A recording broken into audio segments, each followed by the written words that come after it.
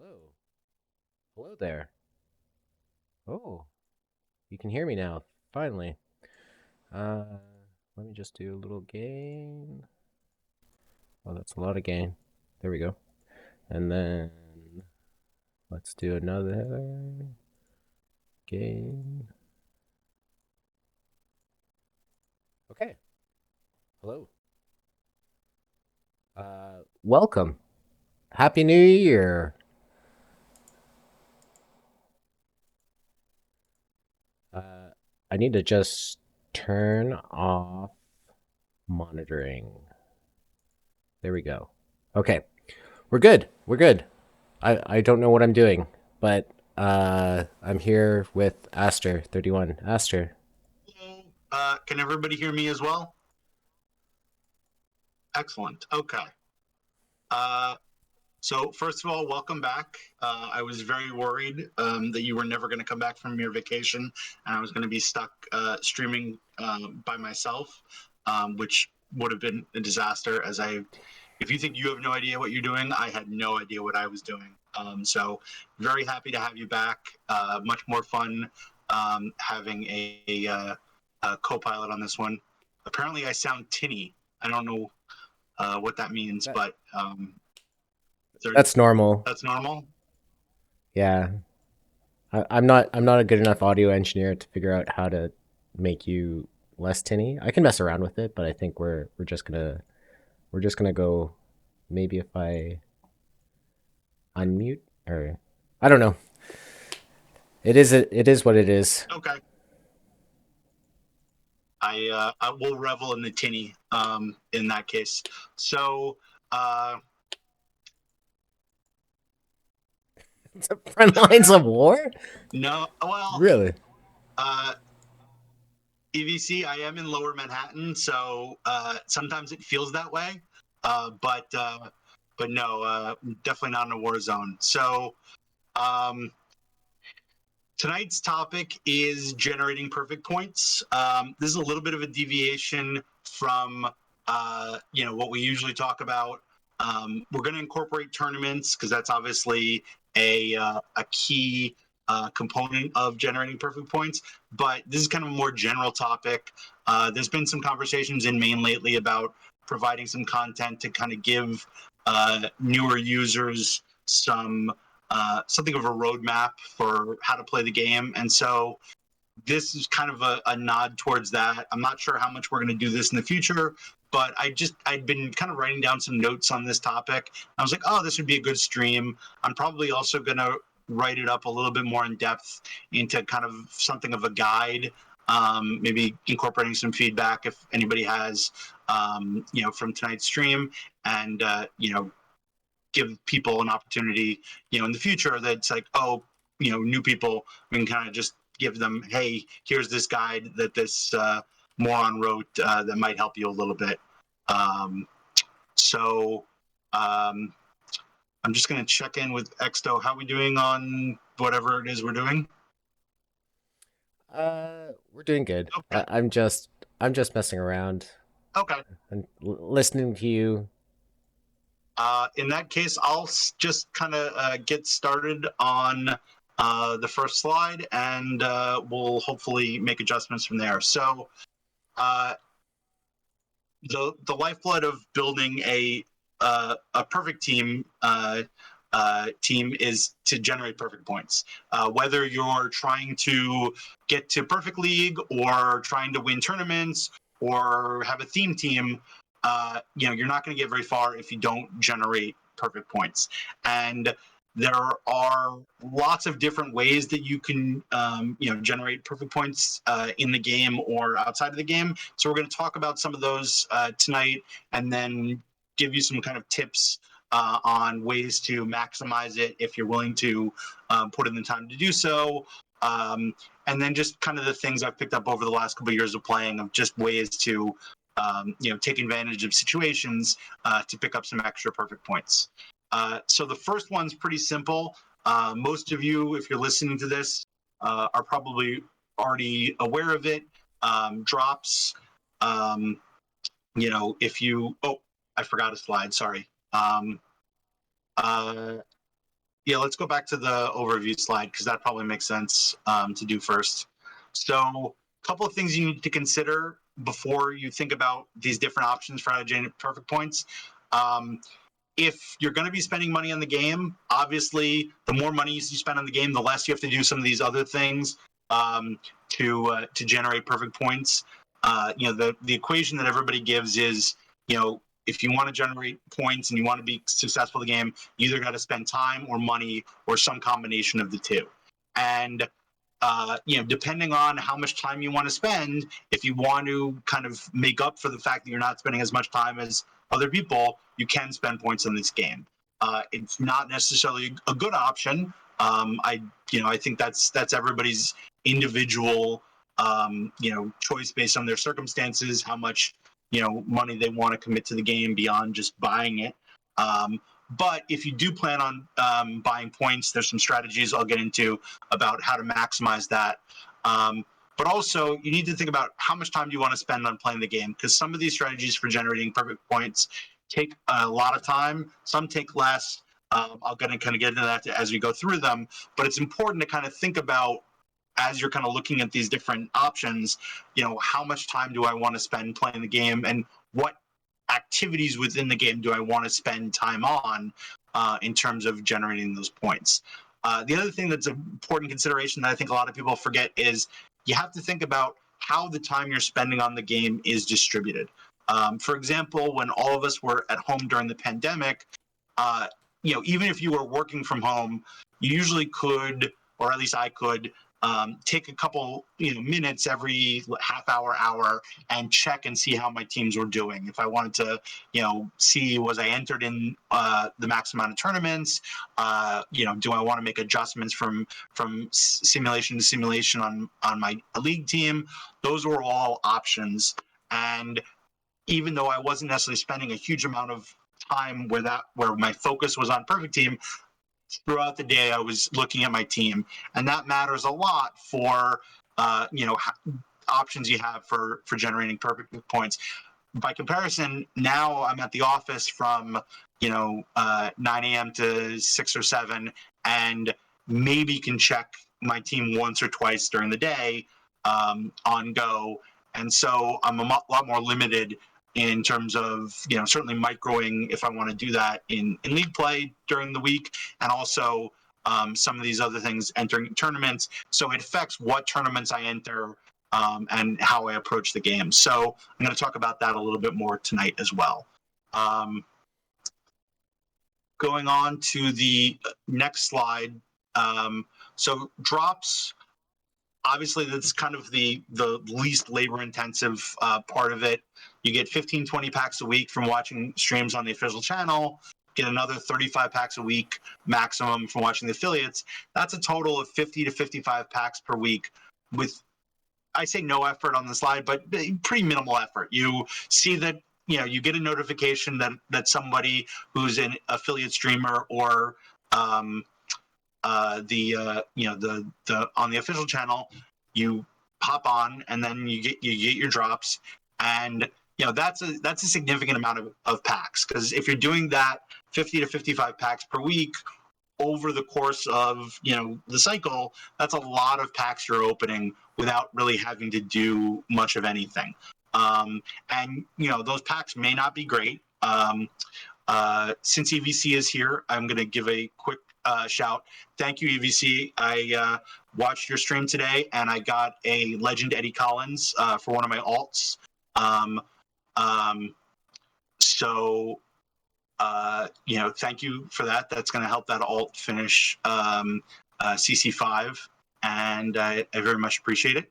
On the topic of aggregating the packs per week forward, I've missed a few streams. I've missed all the last week. I missed actually all the last past 2 weeks, and I'm at 1,500 for 45 packs over the course of, I don't know, since Out of the Park Baseball 23 started.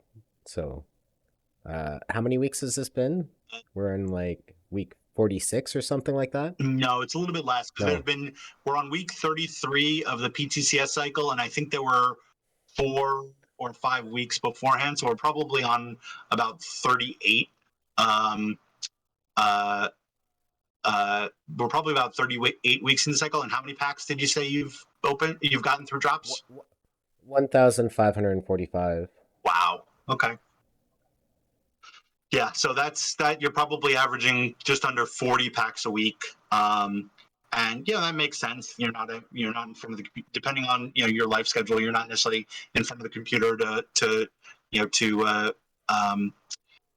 to pick up drops on a regular basis. But if you're accumulating 1,500 packs worth of drops over 40 weeks, that's pretty darn good. Without if you maximized, you could have gotten up maybe 2,000, but 1,500 is phenomenal with very little effort or skill needed. So that's just kind of a baseline way of picking up packs. And then moving on to next one, tournaments. So tournaments is a great way to pick up either points or packs or cards, which you can then either use um, or obviously sell. The main question that people have with tournaments is whether they should play quicks or dailies or weeklies or some combination. And I think the way you make that decision is you got to think of a number of factors. First of all, your schedule. I was talking about right now my schedule. I'm not near a computer and I can't really even access Go for most of the day, and so playing quick tournaments where I've got to enter, and then if I get knocked out, I can't enter new ones for 9 or 10 hours isn't even close to optimal. If I had a job where I could check during the day, probably wouldn't be as bad. Or if I was, working from home like I used to, again, it wouldn't be as big of a problem. But you have to factor in your schedule in terms of what works well for you. Right now, on my main team, I mostly play the weekly tournaments. So I just I sign up in the evening before I go to bed, or check in the morning before I go to work and sign up. And it's obviously not optimal. I probably could be getting in other dailies or quicks in between, especially with how long it's taking some of the weeklies to fire. But it works for my schedule right now. And then on some of my alts, I play the dailies, and I obviously miss some of them. One of my alts has a very limited card pool, so I just play like 3 or 4 dailies per day, and the schedule works out that I sign up for them, usually the night before, and I'm signing up well in advance. And then when I get home, I can usually jump into a couple new ones for the evening, and I maybe play only like 5 or 6 tournaments per day. So you really have to factor in your schedule as to what works the most. Now, another big factor you have to think about is the amount of time you want to spend building tournament rosters. If you're just going to play, let's say, iron quick tournaments all year, you've got to build one roster, and then every so often you've got to go in when there's when there's a live update or when they drop some new iron cards. That's only maybe 8 or 10 times a year that you really have to go in and make major adjustments. You probably want to tinker here and there beyond that, but it's not a big time commitment if you pick like 1 or 2 quick tournament formats and those are the tournaments you play, and you enter them every time you get knocked out you enter a new one. So that's a very limited time investment working on the rosters. You could also, my wife did this where for the last few live live updates, she actually removed all live cards from her roster for her Iron team. So and she was still making, 20 packs a day, getting like thirds and fourths and winning the odd tournament. But yeah, you can kind of go no brainer and just run tournaments and never look at that team ever again. Sure. Unless you find that you're never placing because, the server swapped out your team or reset it or something. But yeah. Yeah, I mean, even if you're going with a very simple approach, and like if you eliminate the live cards so they're not updating during the season, you're still probably going to want to check your team every couple of days, make sure that you didn't accidentally sell somebody and that reset your roster, or um, you know, uh, definitely there are other random things that seem to reset rosters every so often. So I still like to check my teams even if I'm just spamming, but it can be like a 30-second check. Okay, everything's fine. It doesn't take up a lot of time. And then the other big factor with what type of tournaments to play is the cost of the cards needed. Obviously, if you're playing Iron or Bronze, or especially Bronze Live, the cost of the cards needed is pretty much nothing. I mean, once you've been playing for any length of time, like even right now, that there are some good Iron and Bronze cards that just came out on Thursday. It might cost you 1,000 points to get one of those new cards. Like I think I paid a little over 1,000 for there's a 68 overall starting pitcher, Gene Crap. I think that's Yep. his name. Um, and you know, in the scheme of things, if you've got a at this, especially at this point in the cycle, that's nothing. Like to pick up a card that you think is going to be a difference maker at this point in the season to change up your roster. Early on in the cycle, it might be a little bit tougher to pick up, but also usually bronze and iron cards just don't have that kind of price tag for very long, except for the odd limited edition card, and most of those have not been difference maker cards where you can't compete if you don't have them. So I still get made fun of by kidneys because I spent like 50K on the Vlad Guerrero Ellie, and he wasn't that good. I should have bought the 58 Ruth, because I still think for Iron Cap, like, that card still has legs. yeah, and it's tough with cards like that. Um, you have to be sure that it's a format that you're going to play consistently, and you have to be pretty darn sure that it's a difference maker before you buy a card like that. Um, and it's tough. I mean, I thought that Vlad card was going to be the best right fielder in bronze when it came out by a considerable margin, but it really wasn't even um, that good at the time. And then there've definitely been cards since that have come out that have been much better. So that's always a difficulty, but I think generally speaking, especially in a tournament like iron or bronze, one card is not going to make the difference. And so if they start releasing dozens of iron and bronze LEs, and you need to like have a whole roster of them to be competitive, that might change the equation. But for right now, you can put together a very competitive roster for any of those low level tournaments for a few thousand points. And ultimately, if you have the time to be able to be entering them, you don't even have to really have an optimal team. Um, you know, uh, EVC mentioned the Bronze Live tournament. Those fire so quickly, and they take so short amount of time to play. And especially if you don't do well, you get knocked out early. It's only a couple sims. You enter it, and a half hour later, you're entering another one. And then if you do happen to do well and you win it, it still only takes what, 2 hours, Yeah, it's about two and a half two and a hours. half hours. So There's you can really you enter a lot of them.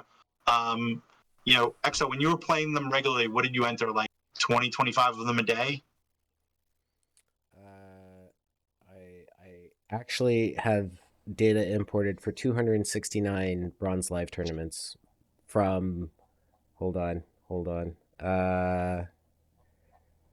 from something like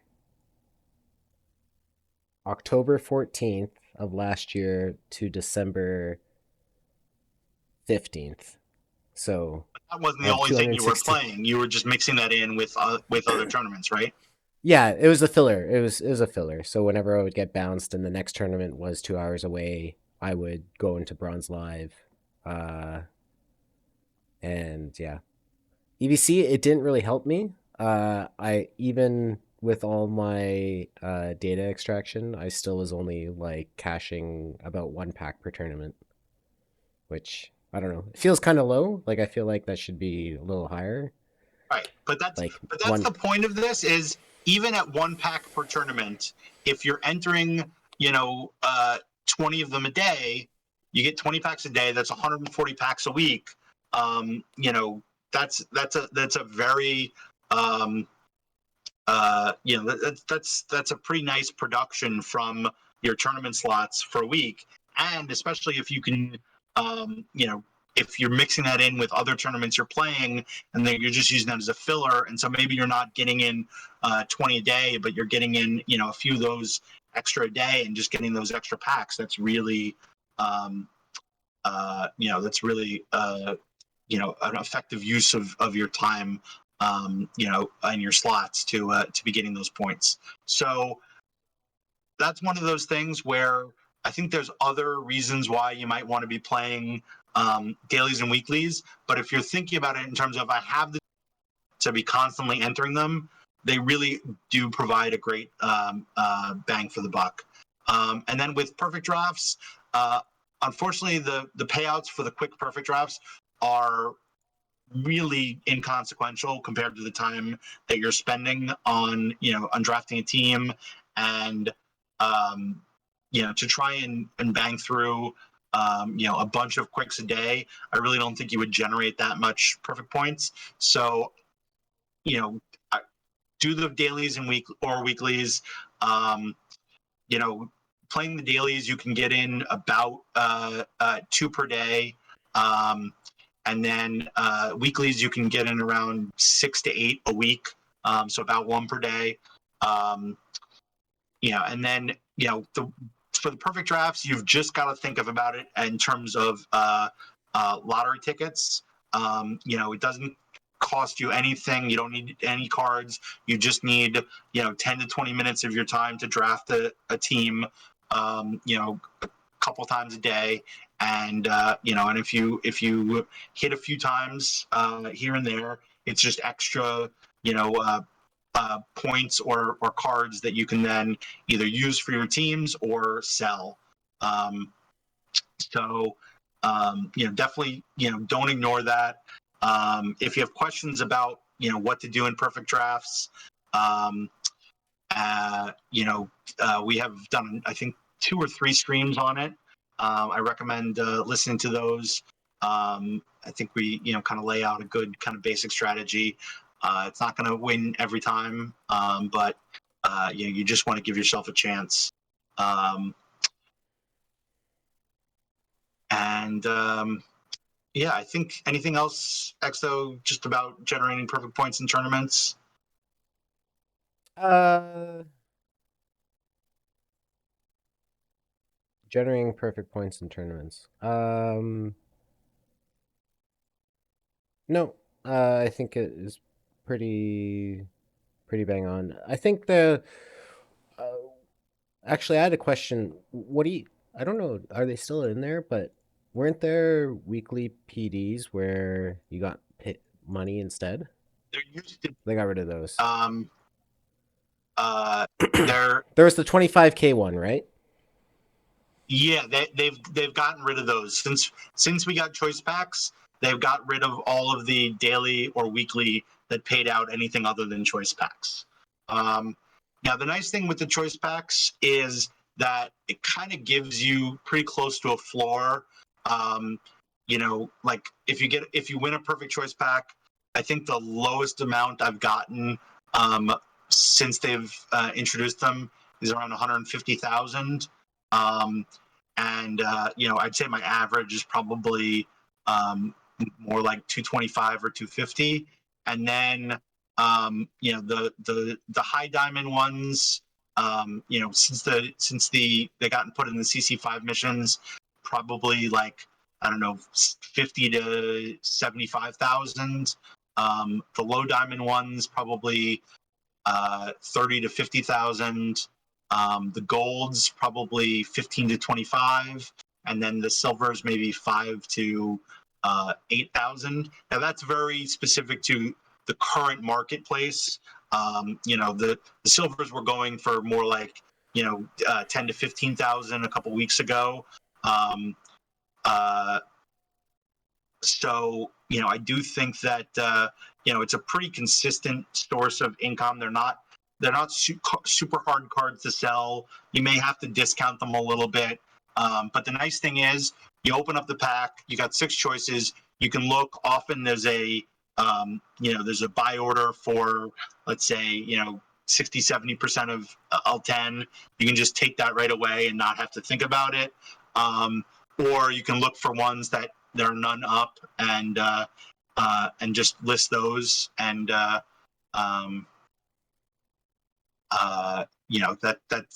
that's a good way to if you're playing the daily and weekly tournaments, you can you can convert the cards to perfect points pretty easily. The other nice thing is, I've been playing some of the dailies on my alts, and I've used the choice packs that I've won to be able to complete the some of the CC5 missions. So it's a nice, given the fact that they seem to, now that they've got the choice packs, they seem to be using the tournament cards more as a, to increase the value of the cards you get in the choice packs beyond those that actually have league or tournament value. And at this point, none of the choice pack cards, even the perfect ones, have league value, but there's still a good amount that have um, tournament value. And so I do think, just playing just the weeklies, I do very well on them. But a good week, I can easily, pick up, way more points or cards of a significant value to outweigh that if I'd just been playing quick tournaments.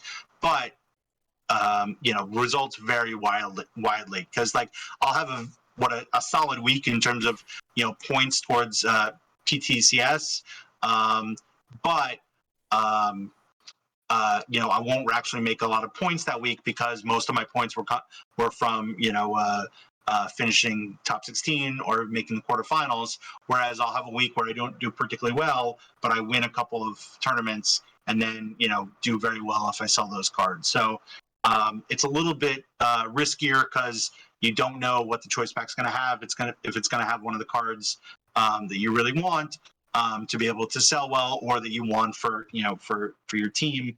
But overall, I think it's definitely a more profitable if you're good at it. But it does take more resources to be good at those tournaments.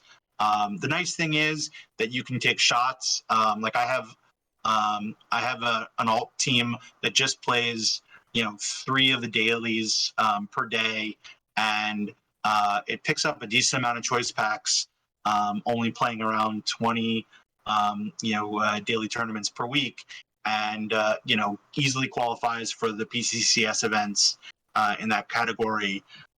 And it's iron cap, low bronze cap, and low gold cap, and it doesn't really cost a lot to fill the team in those 3 formats. So So, uh, so I had a question. sure. Like with the weeklies, because out of tournaments, there's also the the weekly payouts, right? Yes. So you can kind of, if you were to play the dailies, day caps, or the weeklies, which both go back to points spent on tournament card idea. Like the weekly and daily perfect drafts, not only do you have a better chance of getting like the choice packs out of it versus the PP and the quicks, like you're also when like what's how many times do you have to place or win in a weekly for the PD weekly to actually get in So the top 10 to get some. at one point, early in the cycle, when people could only play like 3 or 4 weekly PDs per week, if you won and then did anything in a second one, you you were in the top 10. So if you had like a first and and then you got 3 points for finishing in the top 32, you were probably going to be tied for like ninth or 10th place and get 15,000 extra perfect points. Now that you can play 6 to 8 of them, you need a win and like something else. I think to win the week, you often need around 50 points, to the equivalent of winning 2 of them. Um, but I think you can still get the top 10 getting around like a little over 30 points. So if you win one and then you make the top 16 and in another, and then maybe get like 5 points from making it out of the first or second round in a couple others, then you're looking at like 35 points, and you're probably going to be borderline top 10. And then daily perfect drafts, you need around 70 points to win. I think it's 70 to 90 to win the week, but I think you only need, again, around maybe like 50 to finish in the top 10. So in dailies, that you're probably playing around 12 to 15 tournaments, you need to maybe win 2 and then place in a couple others. Will put you in really good shape to to be at the very top of the weekly list. And it's hard. Most people. There's been 32 weeks, and I think the best anybody's done is finish in the top 10, I think 7 times in daily, and only like 4 or 5 times in weekly. So you're not going to consistently pick up those bonus points, but if you happen to catch a good week, you can definitely get those bonus points of 15 to 50,000 points by finishing in the top 10s. And then you don't need anywhere near that to make the PTCS, and then you're just getting extra a bonus tournament where you can maybe win some cards and some bragging rights. Okay. Let's talk about live spec. So I'm going to start just with a bit of a disclaimer. I've like I think everybody, I do live spec, but I would not consider myself an expert on it. I'm just going to talk to you like about what I've done with live spec in PT21 and 22. I kept it pretty simple. PT21, there really wasn't a live spec because games weren't being played and they weren't doing changes. But in PT22, I basically just opened packs. I didn't sell anything during the month except for perfect cards. And then when it got close to when the ratings were going to change, I'd sell off, anything that was like, 72 or lower, anything that was 62 or 70 to 72, anything 60 to 62, anything like 80 to 82. And that would, I would be trying to get rid of the cards that I thought had any chance of going down. If there were cards that like clearly had just had an awful month, I would sell them, and I would just keep everything else. And there would be an occasional card that was like a 78 that would somehow drop to a 69, and I'd lose out on some points.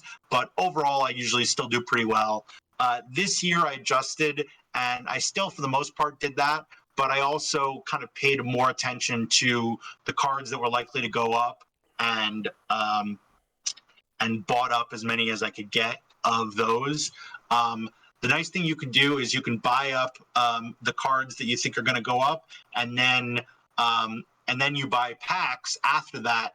And so now you can get more than the max of 10 if you happen to pack those cards. So that can be a good time to open up packs, is right when you've finished collecting 10 of the cards that you think are going to go up.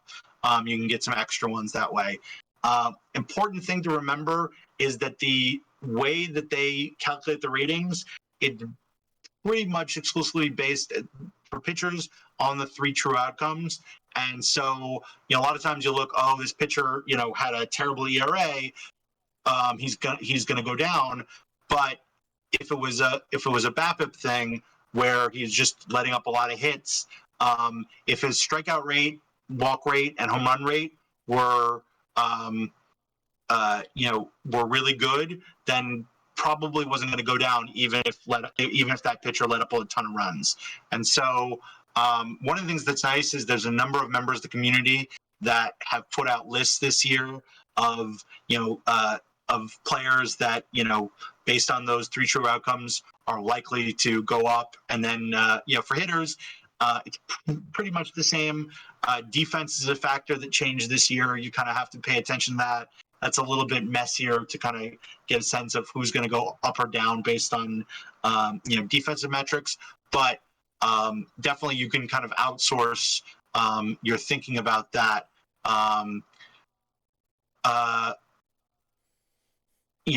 With the with the community and let them kind of give you some guidance on that. And obviously, if you want to spend the time and do it yourself, you may be able to get a bonus, for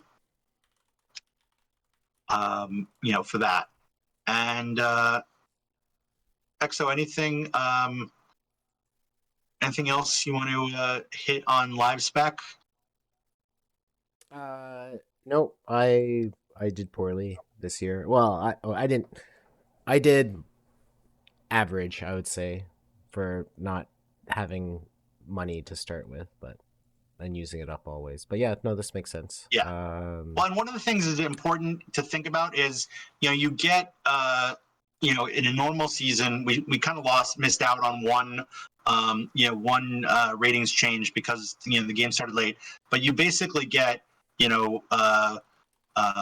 2, 3. You basically get like 6 or 7, chances at live spec per season, and it's just really, even if you only, spend a little bit of time on it, you really can collect a lot of points. And if you start with a good amount of points at the first one, and then make profit off that, if you don't spend it and then you have it for the next one and can invest even more the next time around, it really starts to build exponentially. And that's how you see a team like Scottish baseball that by the last live spec, I think had like over 5 million points from selling off all of his live cards.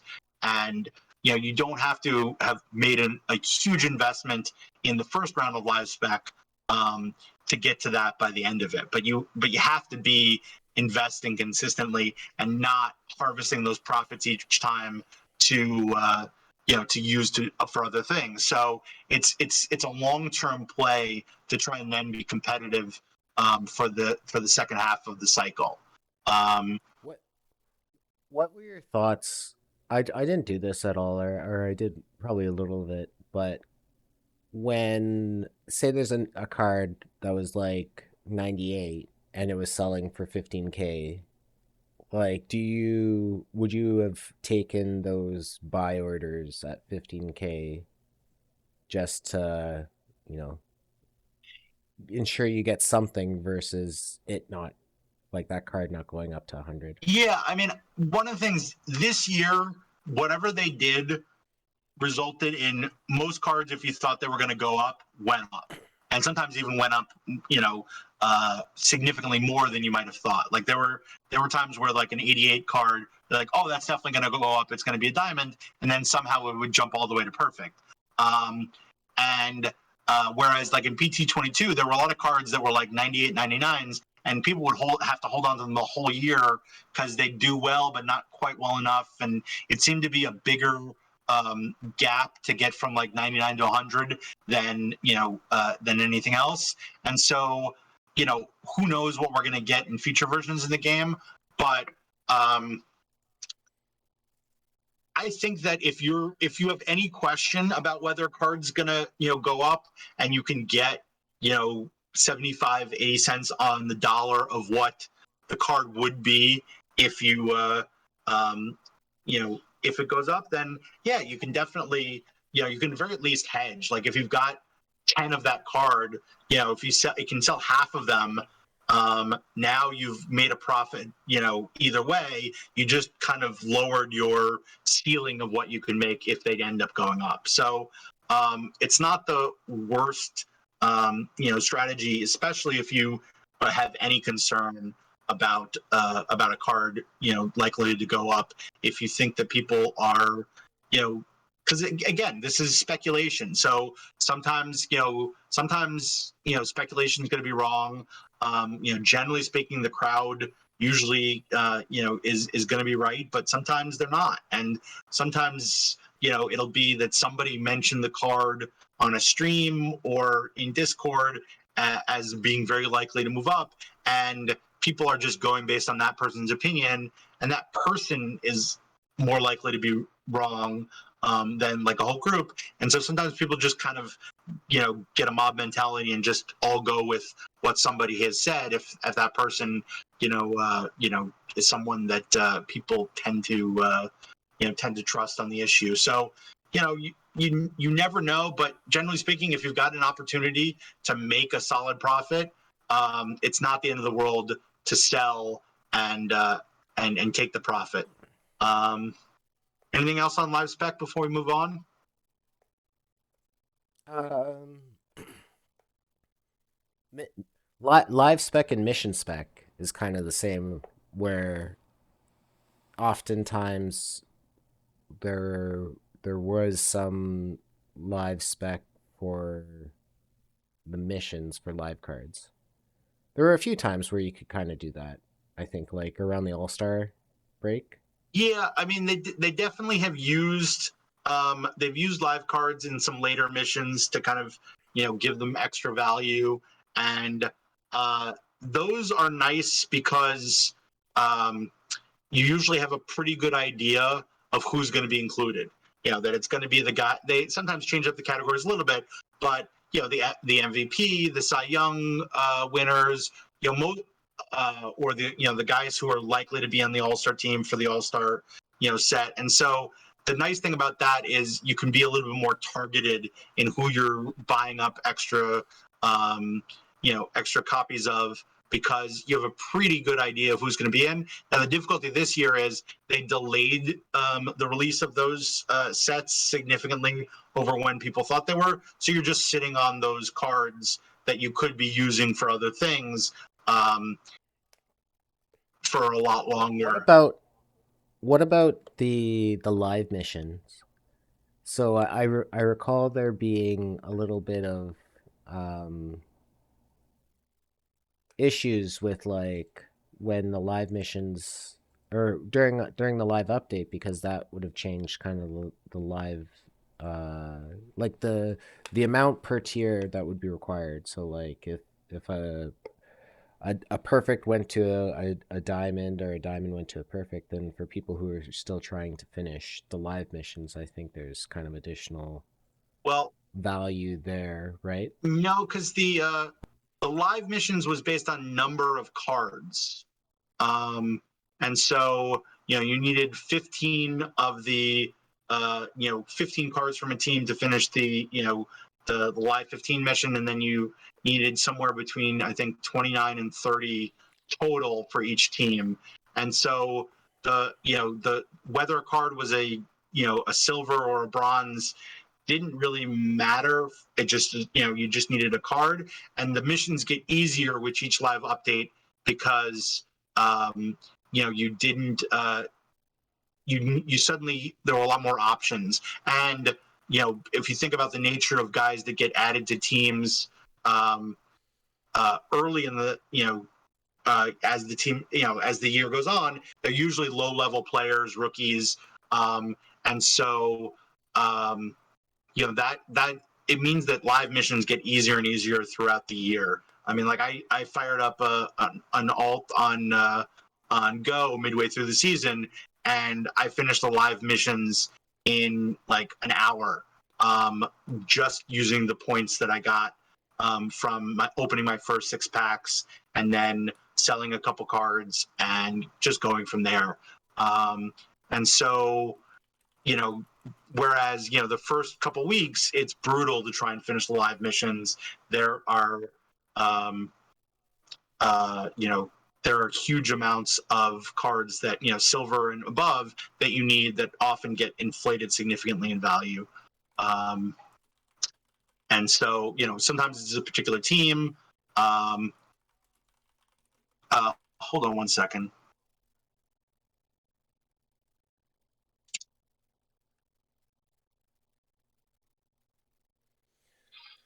Accounts receivable. Just a moment. Um, How many? so we've gone on for a while, and I've not covered half of the stuff that I wanted to talk about tonight. So, going to cover a few more things, and then we'll probably do a part two, presumably next Monday, with some more of the stuff. But just to kind of give an overview on mission spec, and then maybe we'll dig deeper into it next week. So mission spec differs primarily from live spec in that mission spec happens throughout the season. Every card that is a packable card, if it's not a limited edition card, is probably going to end up in at least one and often multiple missions, but you don't know when that's going to be. And so it's a much trickier process because you're if you get it, let's say you open a pack and you get a card and you say, oh, I'm going to hold on to this because it's an mission. That's probably not enough analysis. You probably have to consider several other factors when deciding whether that's a card you should hold on to for mission spec, or if it's a card you should sell right then and there. The first big thing that I always take into consideration is if a card, when it's first released, has league value or tournament value, it probably is best to sell it as soon as possible for as much as you can get, because that's almost always the highest price that a card is ever going to go for. Occasionally, there'll be a mission that it'll get in that where it's a bottleneck, and there'll be a particular card that just skyrockets in value once it's in a mission. But you never know what card's going to be the bottleneck. It can be very hard to guess. Certain missions, it's easier, but often they'll change it up, and you won't even be correct about that. Good example of that is the most recent plat missions, where they'd set up a very set framework of the structure of the plat missions for plat 1, 2, and 3, and so a lot of people were speccing heavily that the modern mission was going to be a huge bottleneck, and those were going to be the cards that that were going to be the most expensive, and then they changed it up and did it by position, not by era, and so some of those cards were in missions that were very difficult, and the prices still skyrocketed from even the high price you had to pay for those cards, but other ones that were in easier missions dropped significantly. And so if you can get a premium for a card right when it first drops, you're better off taking that money and going for and then using the money for something else. The other thing you can do is you can sell it right away, and then when if it still hasn't been in a mission, when the price starts dropping, now you can buy it back for significantly cheaper, and we'll get into that more probably next week. But it's really all about timing, because you never know for the most part when the missions are going to come. The nice thing with Plat was we did have a schedule. When they were released, we knew that about a month later we were going to get missions. We didn't. You never know the structure of the missions. I was surprised that they kept the same structure for 1, 2, and 3, because in PT22 they did a pretty good job of rotating the structure of the missions, even if it was a series that where you might get some more information. And so I would hope that going forward they would be changing it up, because it's better, but it does make mission spec more difficult. The easiest mission spec ever was in PT22. You had the Player of the Month cards, and so you'd get a new batch of those cards. There weren't that many of them. Were usually around a dozen or so.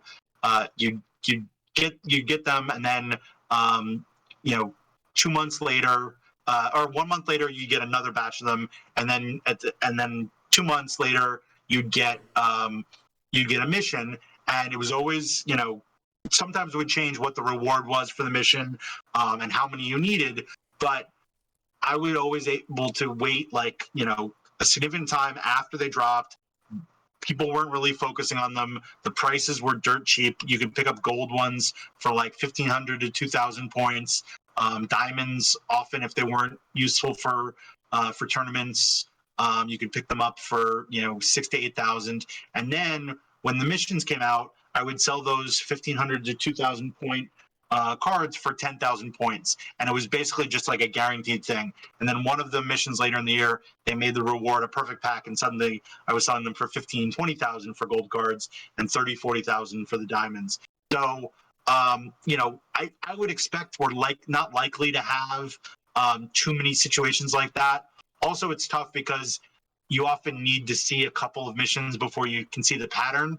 So, I think mission spec largely is just buying what's not in a mission and cheap, and diversifying your pool of cards that you have that are not in a mission, and that's the best way to go about it. And then you just have to hope that the cards that you spec'd on either get you the mission completed right away, or that you can turn around and sell at a premium if it's in a tough mission. Um, What are your thoughts on trying to beat the market in terms of preparedness, like and kind of not looking to complete the missions yourselves? Because I guess that's a question that if you want to complete the missions, yeah, then like you kind of have to eat into your um eat into your own kind of PP stash to be able to do that. right. Because there's the question of like a lot of people I feel like didn't actually do the missions, but instead they just bought the toppers or they bought like the rewards because the rewards themselves often didn't uh were sold for a lot less than the actual missions. Yeah, I mean it is a little bit mission dependent. I mean, they've done different um they've done different formats. I mean, like, the plat missions, you couldn't really, it probably wasn't a good choice to sell the topper card because you needed it for the overall plat mission. And so I think anybody who sold it early probably struggled. Especially though, Royce, if you sold it right away and then waited several months to buy back, you probably made a decent profit on that. But like Ted, if you sold off, was very hard, to be able to buy back, any cheaper. I think the price on TED actually kind of went up over time. And so, that's one of the situations where, because the way they set up the mission, that you needed the actual cards. Those cards, had it maintained significant value, and you couldn't really, take advantage of that. And finish the missions and then sell them off and then try and buy back later. But um, generally speaking, the best way to approach the big missions is to buy up the cards that are likely to be in the mission cheap, and then on drop night sell everything that you have that's not locked, for the mission, at the premium price that you're going to get, that night. Because often by far the best price you're going to get is that night. The price, people start opening up the cards they've been hoarding, and they start being crazy undercut wars. And unless the that the pool of players available is very thin. Like, for example, when the CC5 missions came out, I wouldn't have necessarily rushed to sell cards right away, just because I knew there was such a thin pool of those tournament edition cards and even the legend cards that those cards were probably going to maintain value. You probably could get the best price if you really aimed high right away, but I don't think you had to like undercut to sell those, because those have, for the most part, the prices held up for a couple weeks afterwards. Um, but if it's kind of somewhat more common cards, then you definitely want to sell that first night, and um, uh, then when you get out a couple weeks after a big mission, often you can buy back those cards for significantly less and then complete the mission if you still want the card. But you don't even need to, because, as you said, oftentimes if the card itself is not needed for a later mission, um, people sell it,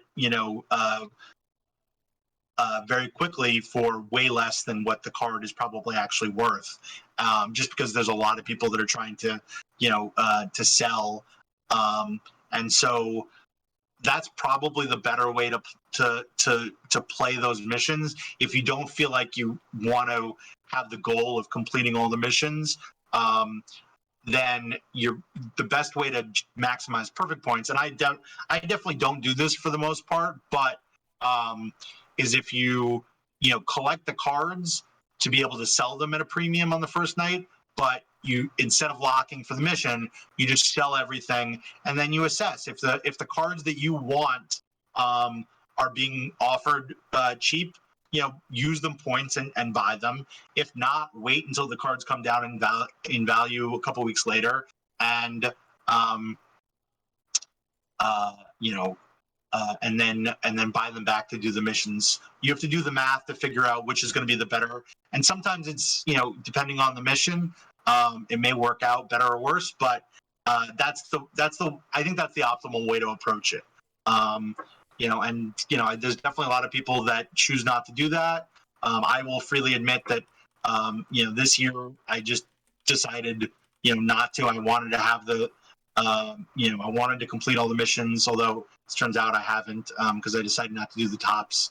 Um, but uh, but yeah, I definitely think that's the optimal approach. And you have to recognize that sometimes means that there'll be a week or two where you're not going to have the best cards. You're probably going to have a bad week in league play, or you're not going to be competitive if you're playing in some of the higher level tournaments.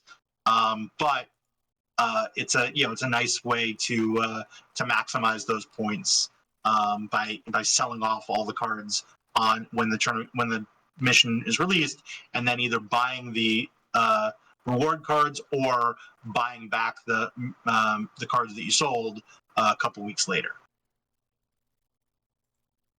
Yeah, that makes sense. I feel like people did that more this year than last year.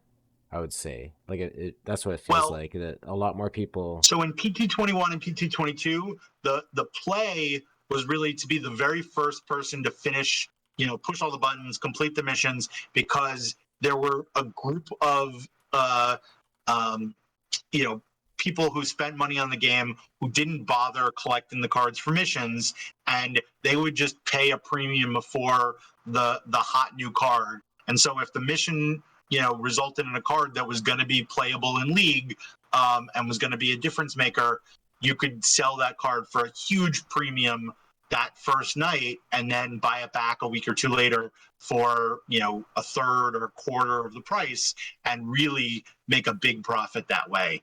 um, and so that's something that I think is dissipated. I think we see more this year, with the vast majority of the tournament reward cards, especially if they're not automatically going to be that it's known at the time that they're going to be in a later mission, is that the price, usually there's a crazy undercut war. For example, when Nolan Ryan came out last week, people were trying initially to get 500, 600,000, and then there were multiple people who were just undercutting and undercutting, and I think the first one ended up selling for like 290,000. And still, depending on what you think of the card, that was probably a nice price to get for a card, um, uh, that Mr. Audit says he bought it for 175. So if you sold for 290 and then could buy it back for 175, that's a nice little profit of over 100,000 you made. with in a very short period of time. So um, that is there is a benefit that you still have if you do the missions right away and then try and sell off the cards.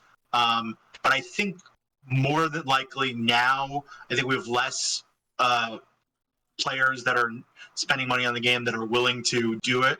To do that, I think more of the players that spend money in the game buy up the cards, um, and are ready for the missions in advance, and are maybe only buying a few of the mission cards on drop night to finish the missions. And so I don't think, as a general strategy, planning on completing right away and selling is always going to work, but it's still a viable strategy. It's not a no brainer like it was in prior versions of the game. So I think the safer strategy would be to just sell the component pieces. Now, sometimes you're going to run into a mission that's just kind of a dud, and nobody's going to really spend a huge premium for the component pieces. But usually, you're still going to make a profit. You just might not make as big of a profit, and the undercutting might kick in sooner if the mission's a little easier. So, uh, with that being said, we our eyes were bigger than our stomachs, and I'm I'm sick, so I'm gonna call it here and just say, we've talked about drops, we've talked about tournaments, we talked about live spec, we've talked about mission spec, and I guess part two of generating PP is gonna be flipping achievements, buying points, and buying packs. Yeah, and I think most of that conversation is going to be about flipping. So we'll cover that in a later, in a later stream, and then I'll also probably write out something once we finish the second stream, that kind of summarizing all of this and putting into a form that people don't necessarily have to watch back the streams in the future, could read it. But we'll see. I may not end up having enough time to write that up, but at least we have the stream, and we can always point people to that if nothing else. So thanks for listening. I hope this was helpful. We'll tie some things together at the end of the next stream with all these different concepts, but just wanted to kind of put a lot of this out there. So have a good night, everybody, and we'll talk to you soon. Yeah, thanks for coming.